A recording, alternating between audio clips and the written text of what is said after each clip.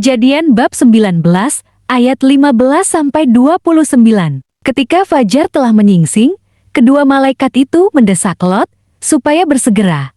Katanya, "Bangunlah, bawalah istrimu dan kedua anakmu yang ada di sini, supaya engkau jangan mati lenyap karena kedurjanaan kota ini." Ketika ia berlambat-lambat, maka tangan istri dan tangan kedua anaknya dipegang oleh kedua orang itu.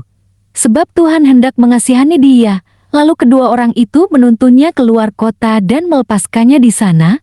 Sesudah kedua orang itu menuntun mereka sampai keluar, berkatalah seorang, "Larilah, selamatkanlah nyawamu, janganlah menoleh ke belakang, dan janganlah berhenti dimanapun juga di lembah Yordan, larilah ke pegunungan, supaya engkau jangan mati lenyap." Kata Lot kepada mereka, "Janganlah kiranya demikian, Tuanku.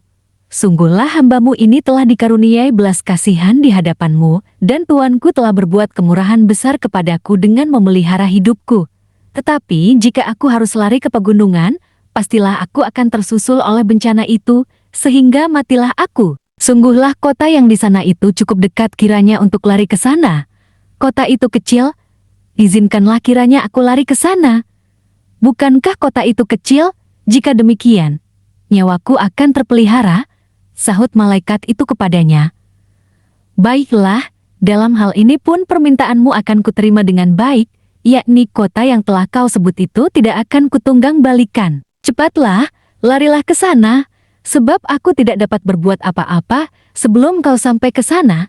Itulah sebabnya nama kota itu disebut Zor. Matahari telah terbit menyinari bumi ketika Lot tiba di Zoar.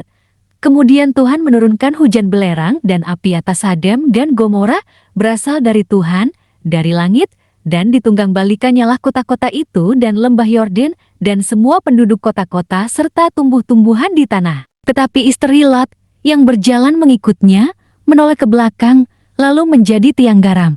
Ketika Abraham pagi-pagi pergi ke tempat ia berdiri di hadapan Tuhan itu, dan memandang ke arah Sodom dan Gomora serta ke seluruh tanah lembah Yordan, maka dilihatnyalah asap dari bumi membubung ke atas sebagai asap dari dapur peleburan. Demikianlah pada waktu Allah memusnahkan kota-kota di lembah Yordan dan menunggang balikan kota-kota kediaman Lot, maka Allah ingat kepada Abraham, lalu dikeluarkannyalah Lot dari tengah-tengah tempat yang ditunggang balikan itu.